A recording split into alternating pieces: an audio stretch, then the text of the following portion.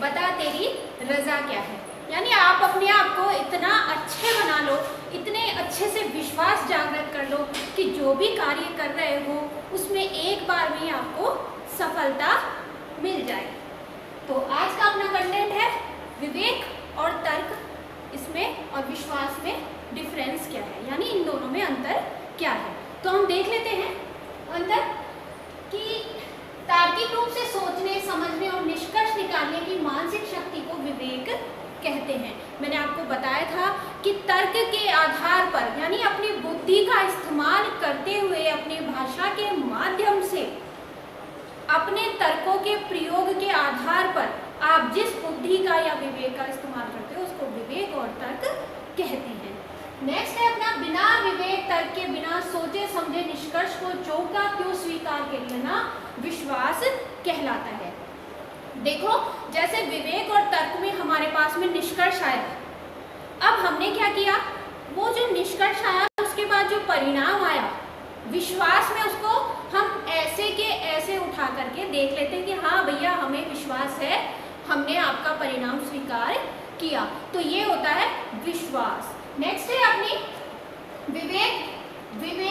विवेक तर्क पर आधारित होता है, तो विवेक जो है विवेक तर्क पर ही आधारित हुआ, यानी जो विवेक है वो हमारे बुद्धि के आधार पर ही होगा। नेक्स्ट है विश्वास आस्था पर आधारित है। विश्वास क्या है?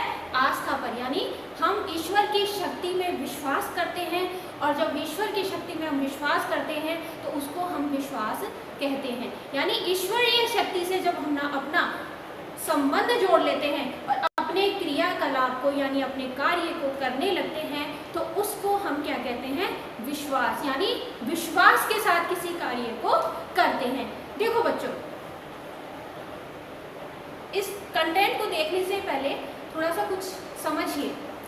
विश्वास क्या चीज है कि दो लड़के थे, देखिए समझने, इस चीज को आप समझने का प्रयास करें कि दो बच्चे थे, दोनों ही पढ़ने में बहुत इंटेलिजेंट थे, लेकिन उनको एक किसी सज्जन पुरुष ने कहा कि आप माँ सरस्वती माँ की पूजा किया करें और सरस्वती माँ आपको बहुत ज्ञान प्रदान करेगी। इसमें कोई सत्य असत्य वाली बात तो थी नहीं, सत्य घटना थी, सत्य चीज थी, सत्य बात थी कि हमें सरस्वती माँ की पूजा करनी चाहिए जिससे वो ज्ञान की देवी है, तो वो हमें ज्ञान देती हैं। लेकिन उन दोनों बच्चों ने अपने अपने आधार पर बात को समझने का प्रयास किया। उन्होंने दोनों ने ही क्या किया, सरस्वती माँ की तस्वीर ले आए और सरस्वती माँ की तस्वीर के सामने डेली दोनों जने क्या करने लगे? पूजा पाठ करने लगे। अब उनके डेली अगरबत्ती जलाते थे और डेली अपनी पूजा पाठ करके अपना काम करते थे। लेकिन उसमें से जो एक लड़का था, वो लड़का पूजा किया करता था और आराम से मस्त अपने बेड में मस्त सोता था, दिन रात सिर्फ सरस्वती माँ की ही पूजा वो किया करता था।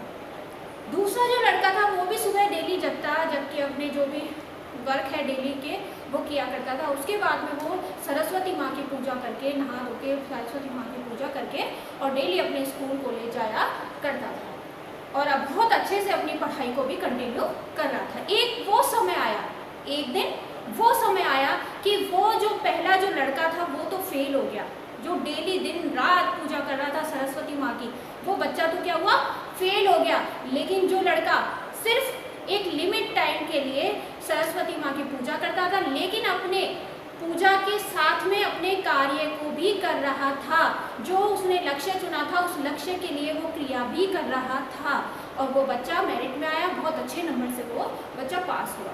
तो इसका मतलब ये नहीं है, तो उस सज्जन पुरुष ने उनसे कहा कि सिर्फ सरस्वती माँ की पूजा करो। उसने ये नहीं कहा कि आप कार्य करना छोड़ दें, यानी हमें विश्वास तो करना है ईश्वर की शक्ति में, लेकिन ईश्वर की शक्ति के साथ अपने संबंध को जोड़ते हुए हमें अपने जो क्रिया है हमारी, जो हम जिस लक्ष्य के लिए हम खड़े हुए हैं, उस लक्ष्य को हम जो पाना चाहते हैं, तो उस लक्ष्य के उद्देश्य के लिए भी हमें काम करने पड़ेंगे। यानी उस लक्ष्य को प्राप्त करने के लिए हमें उद्देश्यों की प्राप्ति करनी ही पड़ेगी, उन उद्देश्यों को लेना ही पड़ेगा, उन उद्देश्यों के ऊपर कार्य करना ही पड़ेगा। नेक्स्ट है हमारा, यह वैज्ञानिक ज्ञान के विकास के लिए आवश्यक है।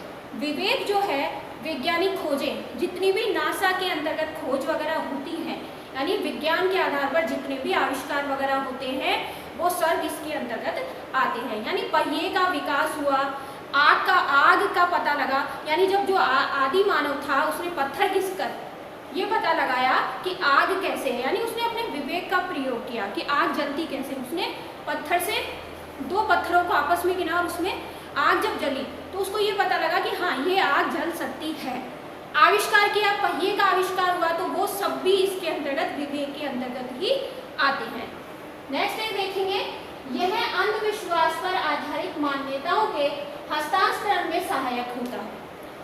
देखिए बच्चों, अभी कुछ ही टाइम पहले आपने न्यूज़ देखी होगी एक, कि ये टाइम क्या ऐसा चल रहा है कि यहाँ पे इस टाइम क्या होता है, पानी सभी चारों तरफ पानी भर जाता है क्योंकि बारिश हो रही है, तो खेतों में खलिहानों में पानी भर जाता है। तो जो हमारे जानवर होते हैं, जो पक्षी वगैरह, जो जानवर वगैरह होते हैं, यानी जो जहरीले कीट होते हैं वो बाहर निकलते हैं, यानी कि सांप वगैरह और बिच्छू वगैरह सब बाहर निकलते हैं। उनको वो अपने बिलों को ढूंढने के लिए हमारे घरों के अंदर तक प्रवेश कर जाते हैं। इसी तरह एक बच्चे को एक सांप ने काट लिया। अब उनके घर वालों ने क्या किया कि डॉक्टर के यहाँ नहीं लेके गए, वो ऐसे ही किसी के ऊपर किसी के पास ले गए और उसने काफ़ी कहा कि मैं सही कर दूंगा, मैं ये कर दूंगा, लेकिन वो बच्चा ठीक नहीं हुआ। लास्ट तक उसको मोबाइल से भी वो मंत्र पाठ वगैरह सुनवा रहे थे। इसको हम क्या कहते हैं, विश्वास कहते हैं। कि उनको डॉक्टर पर तो विश्वास नहीं था, लेकिन उन लोग जो कर्मकांड थे, जो मंत्र वगैरह जो फूके जा रहे थे, उनके ऊपर उसको विश्वास था।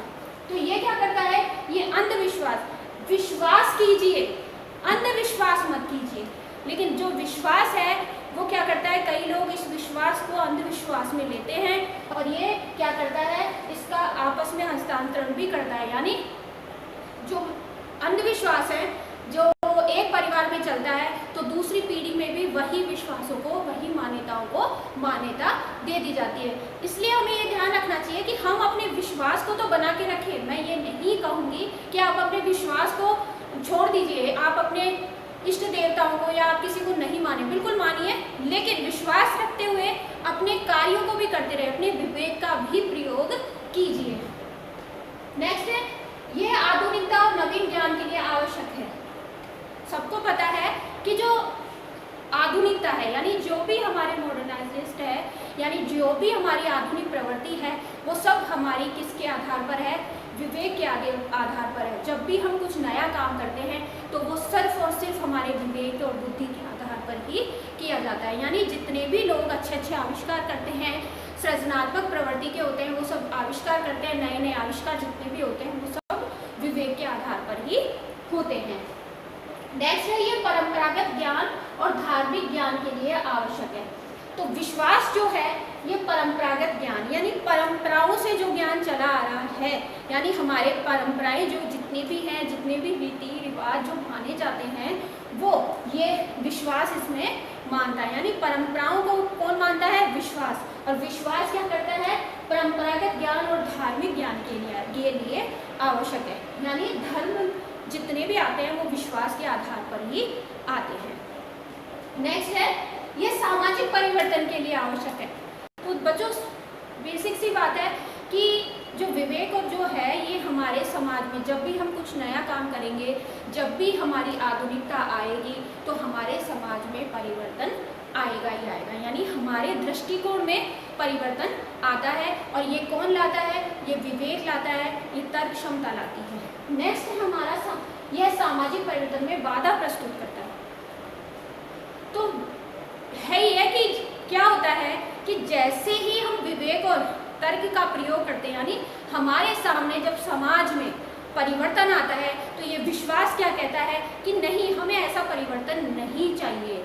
यानी जो हमारे पूर्वज वगैरह हैं वो ये मानने को तैयार नहीं होते कि हम इस चीज़ को मानेंगे, हम तो सिर्फ अपने ही हिसाब से करेंगे। यानी वो उनको एक तरीके से हमको उनसे बातचीत करनी पड़ती है और उनको बताना पड़ता है कि नहीं, ये हमें भी ये स्वीकार करना है। लेकिन जो विश्वास होता है वो हमें ये काम नहीं करने देता। यानी समाज में हम परिवर्तन लाने में हमें बहुत मुश्किलों का सामना करना पड़ता है, और वो क्यों करना पड़ता है, वो इस विश्वास के कारण ही करना पड़ता है। क्योंकि जो समाज है ना, ये समाज क्या होता है कि विश्वास के आधार पर चल रहा होता है, और ये विश्वास ही समाज में परिवर्तन लाने के लिए रोकता है।